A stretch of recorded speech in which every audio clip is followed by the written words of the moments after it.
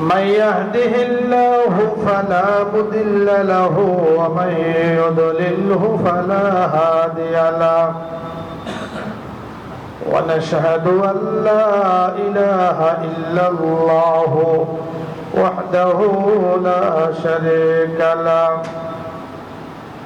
ونشهد أن سيدنا وسندنا ومولانا محمدا عبده ورسوله الذي أرسله بالحق بشيرا ونذيرا وداعيا إلى الله بإذنه وسراجا وقمرا منيرا أعوذ بالله من الشيطان الرجيم بسم الله الرحمن الرحيم لو أنزلنا هذا القرآن على جبل لرأيته خاشعا متصدعا من خشية الله وتلك الأمثال نضربها للناس لعلهم يتفكرون صدق الله المولانا العظيم وصدق رسوله النبي الكريم ونحن على ذلك من الشاهدين والشاكرين والحمد لله رب العالمين إن الله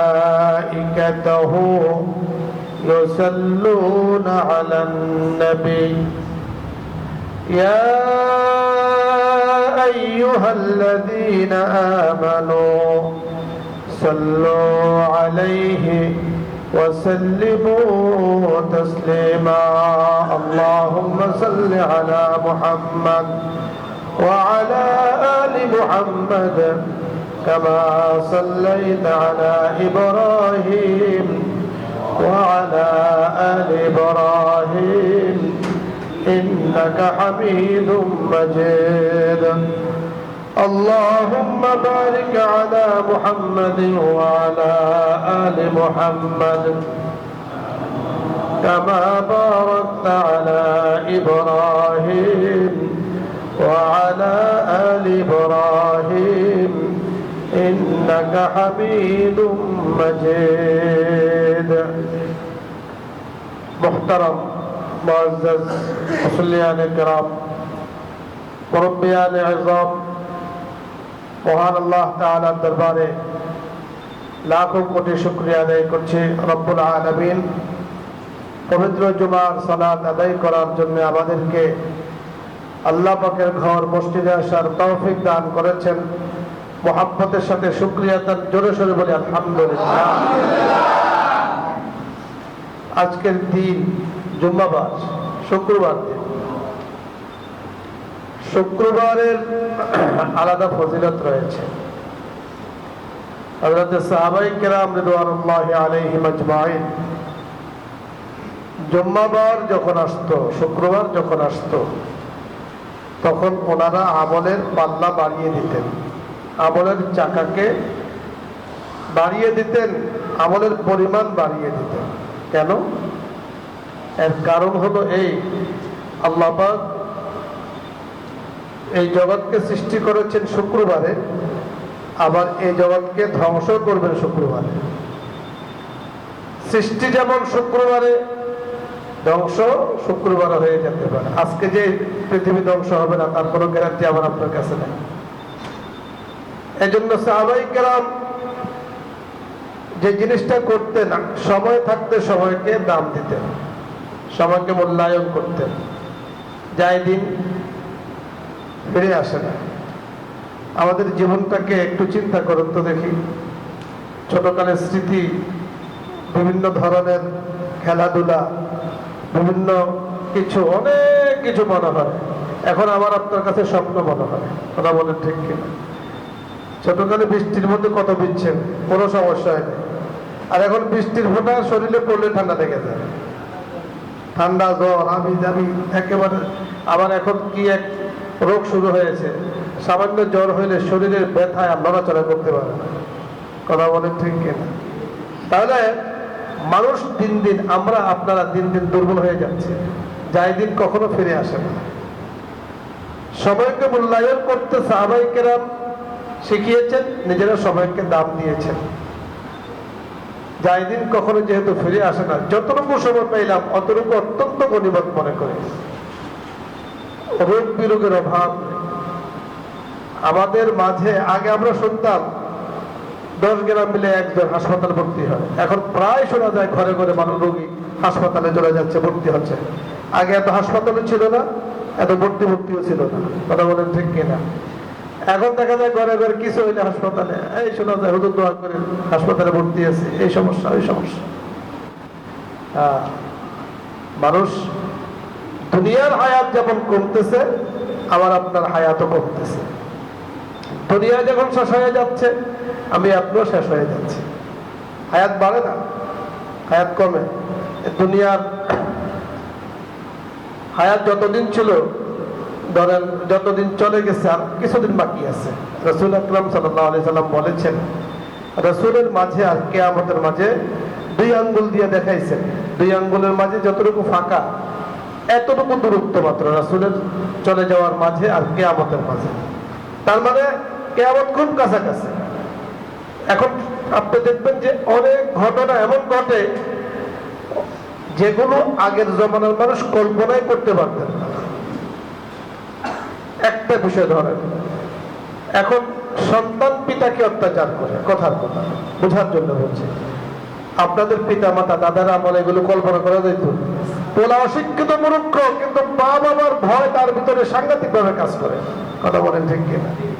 হ্যাঁ, ছোটবেলায় পোলা ভালো যে কি দিয়া, বিভিন্ন খের দিয়া, নাড়া দিয়া বিড়ি বানাইতো, খাইতো, এটা পান করতো, কিন্তু মুরব্বীরা দেখলে বিশাল অপরাধ মনে করতো। কথা বলেন ঠিক কিনা?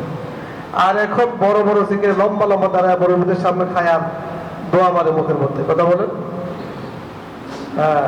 যাই দিন ভালো যায়।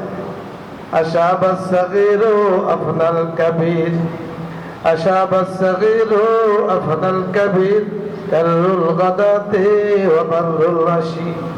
প্রতিদিন সকাল সন্ধ্যা চলে যাচ্ছে, আবার আপনার জীবন থেকে যে সকাল চলে গেল, এই সকাল আর ফিরে আসবে না। যে সন্ধ্যা চলে গেল, এই সন্ধ্যা আর কখনো ফিরে আসবে না। সময় চলে যাচ্ছে, জীবন ক্ষয় হয়ে যাচ্ছে, জীবন থেকে অনেক কিছু হারিয়ে যাচ্ছে। সুতরাং এখনো সময় আছে, যার যতটুকু সময় আছে সময়কে মূল্যায়ন করতে শিখো। যতদিন পর্যন্ত তুমি সময়কে মূল্যায়ন করতে শিখবে, তখন তুমি আল্লাহ পাকের কুদরতকে, আল্লাহ পাকের ক্ষমতাকে, আল্লাহ পাকের নেয়ামতকে তুমি বুঝতে পারবে। কথা বলেন ঠিক কিনা? দেখেন না, হাসপাতালে গেলে বোঝা যায় যে আল্লাহ তাআলা আমাকে আপনাকে কত ভালো রাখছে। হাসপাতালে গেলে বোঝা যায় যে মানুষ কত কষ্টে আছে। সেই জায়গায় আমি একটু হাঁটতেছি, একটু কথা বলতেছি, একটু খাচ্ছি, আল্লাহ পাকের নেয়ামত আপনার আমার উপরে বোঝা যায়। আল্লাহ তাআলা বলেন, ফাবিআইয়ি আলাই রাব্বিকুমা তুকাজ্জিবান, বান্দা তোমার উপরে এত নেয়ামত আমি দিয়েছি, কোন কোন নেয়ামতকে তুমি অস্বীকার করবে? তুমি যে সকালে ঘুম থেকে উঠো, আল্লাহ পাক যদি ইচ্ছা করেন যে আজকে বাংলাদেশের মানুষ, নাউযুবিল্লাহ, আমরা চাই না যে এই দেশের মানুষ সকালে ঘুমায়া থাকবে, 3 দিন পর্যন্ত ঘুমায়া থাকবে, আপনার ওটার ক্ষমতা আছে? কথা বলেন? এই এলাকার মানুষ, এই দেশের মানুষ, এর এই ঘুম শেষ ঘুম, ওঠার ক্ষমতা আছে? কাফের বলেন, মুশরিক বলেন, নাসারা বলেন, ইহুদি বলেন, হিন্দু বলেন, বৌদ্ধ বলেন, কারো ওঠার ক্ষমতা নেই। সকল কিছু দেন কে? আল্লাহ। এজন্য আপনি আমি বলবো যে হুজুর, এই যে কাফের মুশরিকরা এত মুসলমানদের উপরে অত্যাচার করছে, নির্যাতন করছে, নিপীড়ন করছে, ফিলিস্তিনের মুসলমানদেরকে নির্মম ভাবে, গাজার মুসলমানদেরকে নির্মম ভাবে হত্যা করছে বিভিন্ন জায়গাতে, তো আল্লাহ পাক তো ছাড় দেন। আল্লাহ পাক দেখেন আমরা কতটুকু আগাই। কথা বলেন ঠিক কিনা? খালি আল্লাহ আবার আপনার ঘরের মধ্যে খালি খাবার নিয়ে দিবেন, আপনি বসে বসে খাবেন। হ্যাঁ, আল্লাহ চাইলে এটা করতে পারেন, কিন্তু আপনাকে আমার কাছে শক্তি দিয়েছেন, জিহাদ করার মতো আল্লাহ পাক ক্ষমতা দিয়েছেন, সেটা কতটুকু আপনি করেছেন আল্লাহ পাকের দেখা দরকার আছে না? কথা বলেন ঠিক কিনা? আল্লাহ পাক প্রস্তুত করতেছেন, সাহায্য দিচ্ছেন, জায়গা মতো ঠিকই ধরেন। এই জন্য মহতারাম হাজিরিন, সময় থাকতে সময়ের মূল্যায়ন করা, সময় থাকতে সময়ের মূল্যায়ন করা শিখেন। আপনার আমার জীবন শুকনা জীবন, আমার আপনার জীবনটা একেবারে শুকনা তখন যখন সেটা আল্লাহ পাকের জিকির শূন্য থাকে। আর যখন আপনি আল্লাহ পাকের জিকির করবেন, জিহ্বাটাকে নড়াচড়া করবেন আল্লাহ পাকের জিকির দ্বারা, তখন দেখবেন যে নিজের জীবনটা আপনার কাছে মনে হবে বরকতময়, জীবনে শান্তি পাবেন। লা ইলাহা ইল্লাল্লাহ, লা ইলাহা ইল্লাল্লাহ, লা ইলাহা ইল্লাল্লাহ। বান্দা যত বেশি জিকির করে জবানে, জবানকে আপনি বন্ধ রাখেন না, আল্লাহ পাকের জিকির দ্বারা আপনি জবানটাকে চালু রাখেন। বলে এই যে আল্লাহ আল্লাহ জিকির দ্বারা জবানটাকে চালু রেখেছেন, জিহ্বা সঞ্চালিত হচ্ছে, মুখটা চলছে। যদিও এই জিহ্বার দ্বারা শুধুমাত্র মুখ নড়ে, আল্লাহ করিম এই জিহ্বার উসিলা আমার আপনার জীবনটাকে বরকতময় করে দেন। সুবহানাল্লাহ। দুনিয়ার মধ্যে কত কিছু আছে, গল্প করার মতো, সময় নষ্ট করার মতো বস্তুর অভাব নাই। বর্তমানে জীবনটাকে ধ্বংস করার মতো বস্তুর অভাব নাই।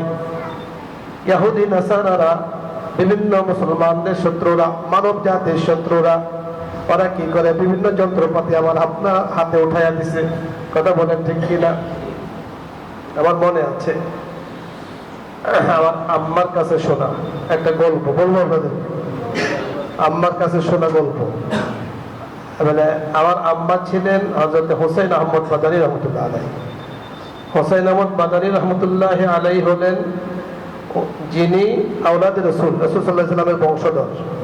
একাধারে 6 বছর পর্যন্ত মসজিদে নববীতে উনি বুখারী শরীফ পড়াইছেন। সুবহানাল্লাহ। অনেক বড় আল্লাহর ওলি ছিলেন। হুসাইন আহমদ মাদানী রহমতুল্লাহ আলাইহির খলিফা ছিলেন আমার নানা, আর নানার মেয়ে হইল আমার মা। আম্মা বলতেন একবার নানা আমার বাড়িতে, আমাদের বাড়িতে আসছেন, আমাদের জন্মেরও হয়তো বা আগে বাড়িতে আসছেন। আসার পরে একজনে রেডিও বাজাইতেছে, রেডিও। আরেকজন বলতেছে তুমি যে রেডিও বাজাচ্ছ, ওই যে দেখো আমার আব্বা মৌলানা ছিলেন, মৌলানা সাহেবের শ্বশুর আসছে, তুমি এটাকে বন্ধ করে দাও। তো উনি একটু তিরস্কার তাচ্ছিল্যের সুরে কথা বলছিলেন। তো সাথে সাথে রেডিওটা তিরস্কার করেছে, তাচ্ছিল্য করেছে, রেডিওটা অটোমেটিক বন্ধ হয়ে গেছে। পরবর্তীতে এই রেডিও ঠিক করতে পারে না। আমার শোনা কথা, তখন মানুষের বলা বলি করতেছি, সর্বনাশ, কিভাবে এটা সম্ভব যে একটা বাক্সের ভিতর থেকে কথা বাহির হয়, বাক্সের ভিতর থেকে কথা বাহির হয়। আজীব এক জিনিস অমুকে নিয়ে আসছে যে এটার ভিতরে মানুষ নাই, কিচ্ছু নাই, তার নাই, মার নাই, হ্যাঁ, কথা বাহির হয়। তো এখন আগে সংবাদ হইতো, এরপরে গান বাদ্য হইতো, মানুষ সংবাদ বাদ দিয়ে গান বাদ্য শুনতো। কথা বলেন ঠিক কিনা? আস্তে আস্তে এটা এমন ভাবে মানে ওই লাইনে উন্নতি হয়েছে। হ্যাঁ, আগে টিভি দেখা ঘরের মধ্যে অপছন্দনীয় ছিল, এখন তো ঘরে দরকার কি, পকরে পকরে তো টিভি আবি যাবে যাই না। কথা বলেন ঠিক কিনা? যতটুকু দরকার তার থেকে বেদরকারি সময় নষ্ট করে বেশি আমরা। কথা বলেন। আপনারা বলবেন যে হুজুর এটা তো কি কথা বলেন, আমরা তো জন্ম তো মোবাইল রাখি। আমি অস্বীকার করছি না মোবাইলে, কিন্তু স্মার্টফোন যেগুলো আছে প্রয়োজন যতটুকু, বুড়া বলেন, জোয়ান বলেন, শিশু বলেন, সারা আপনি এই সাইন্স একই সংবাদ দেখে, কোরআন তেলাওয়াত শুনে, নাকি দুষ্টামিগুলো দেখে। কথা বলেন ঠিক কিনা? এমন ভাবে আমার আপনাকে ইসলাম থেকে সরার জন্য, জিকির থেকে সরানোর জন্য এমন চক্রান্ত করেছে মুসলমান, তুমি যদি ঠিক না হও বেঈমান হয়ে কবরে যেতে হবে। কথা বলেন ঠিক কিনা? এজন্য আল্লাহ রাসূল সাল্লাল্লাহু আলাইহি ওয়াসাল্লাম বলে দিয়েছেন, জীবনের তরুতাজা জীবন যদি চাও আল্লাহ পাকের তরফ থেকে উপহার, তাহলে জিহ্বাটাকে সবসময় তুমি সঞ্চালিত করো আল্লাহর জিকির দ্বারা। কি দ্বারা? আল্লাহর জিকির দ্বারা। আল্লাহর জিকির, আল্লাহ আল্লাহ যেমন আল্লাহর জিকির, লা ইলাহা ইল্লাল্লাহ যেমন আল্লাহর জিকির, অনুরূপভাবে কোরআন তেলাওয়াত আল্লাহর জিকির। আল্লাহ তাআলা বলেন, লাউ আনজালনা হাদাল কুরআন আলা জাবালিন লারাআইতাহু খাশিআন মুতাসাদ্দিআন মিন খাশিয়াতিল্লাহ। সূরাতুল হাশরের 21 নম্বর আয়াত, যে আয়াতটি আমি তেলাওয়াত করেছি, আমার আল্লাহ বলেন যে লাউ আনজালনা হাদাল কুরআনা, এই কোরআনকে যদি আমি অবতীর্ণ করতাম পাহাড়ের উপরে। কার উপরে? পাহাড়ের উপরে। পাহাড় চিনেন তো? বিশাল বিশাল পাহাড় বিভিন্ন জায়গাতে আছে, যে পাহাড়ের চূড়ায় উঠা যায় না, এত বড় পাহাড় আল্লাহ পাক বানিয়েছেন। এই পাহাড়কে বানিয়েছেন দুনিয়াটাকে টিকিয়ে রাখার জন্য, দুনিয়ার জন্য প্যারাক স্বরূপ আল্লাহ তাআলা পাহাড়কে বানিয়েছেন। আল্লাহ বলেন লাউ আনজালনা হাদাল কুরআন, আমি যদি অবতীর্ণ করতাম এই কোরআনকে আলা জাবালিন, পাহাড়ের উপরে, লারাআইতাহু, হে রাসূল আপনি পাহাড়কে দেখতেন, খাশিআন মুতাসাদ্দিআন মিন খাশিয়াতিল্লাহ, আল্লাহর ভয়ে সে গলে বিগলিত হয়ে যাচ্ছে। সুবহানাল্লাহ। কোরআনকে যদি আল্লাহ পাহাড়ের উপর অবতীর্ণ করতেন, কথা বুঝেন? কোরআনের মর্যাদা এখান থেকে বুঝেন যে এই কোরআন কত শান, কত মান, কত পাওয়ারফুল। সেই কোরআনকে বর্তমান আবার আপনার এই দেশের মধ্যে কিছু কুলাঙ্গার সেই কোরআনকে অবমাননা করছে। কথা বলেন ঠিক কিনা? আস্তে কথা বলেন কেন, ভয় পান? মুসলমান, যে কোরআনের এত পাওয়ার, এই কোরআনকে যদি কোন জাতীয় স্বীকার করে সে ধ্বংস হয়ে যাবে। তোমার মনে যদি ব্যথা, তোমার মনে যদি কষ্ট, তুমি যদি প্রতিবাদ না করো, তুমিও ধ্বংস হয়ে যাবে। কথা বলেন ঠিক কিনা? সেই কোরআনকে কোন রামপালার গরুর পাল, ছাগল পাগল কোরআনকে অবমাননা করে। কথা বলেন?